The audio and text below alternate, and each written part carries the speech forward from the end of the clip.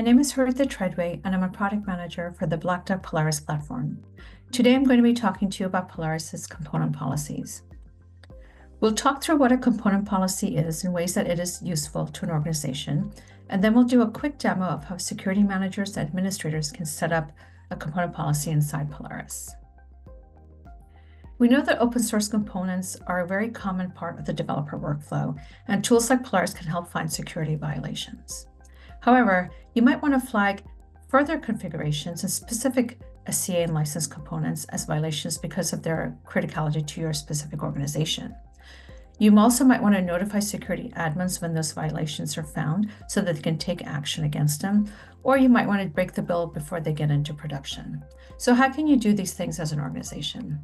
This is where the Polaris component policies come into place. These are ways to automate setting up specific violations against components with specific properties that are detected in your SCA test. This feature allows you to set up multiple component policies, each with a different set of rules and actions. It allows you to designate a specific policy as a default so that you can automatically be applied when onboarding. You can apply component policies to projects as you see fits for easy customization and configuration. And you can configure notification and break the build options so that you can take action immediately when violations are found. Now let's do a quick demo.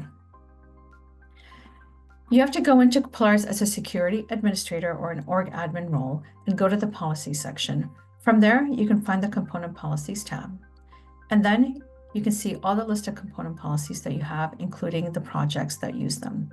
You can do things like view a policy, edit it, flag it as a duplicate, set a default, or even delete a policy if you're not using it anymore. Now let's create a new component policy. You can give it a policy name, add a description if you'd like, and then create up to 5 rules. Those rules could be things like whether the security finding is in your SBOM, what license family it is, the match type, security risk level, a license, a specific component, or even a match score. In this example, I might want to include security findings that are included in my SBOM. Then you can take an action against it, such as send notification or attempt to break the build, which will break the build if your project is connected to an SCM repository. Let's add a couple rules to this. I already added one about an SBOM.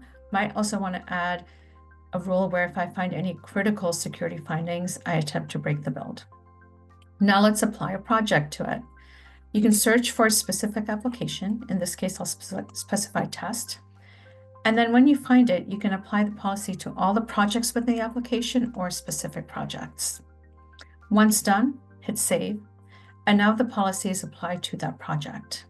So the next time that an SCA test is run, the policy evaluation will occur and flag violations for any components that match those filters.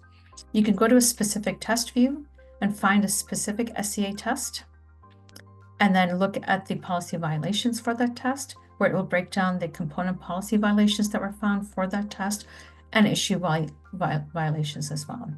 You can also go into the portfolio view, and the policy violation count will include both component and issue policies.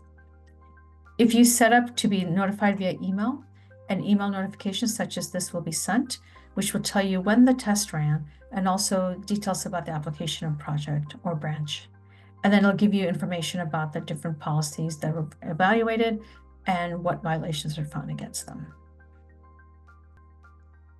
Component policies give you a few advantages. They're a great way to automate rules and actions against SCA findings, specific SCA findings that are important for your organization.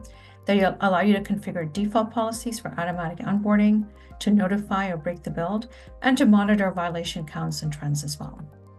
To learn more about component policies in Polaris or other policy features and other features in Polaris generally, please visit www.blackduck.com/Polaris.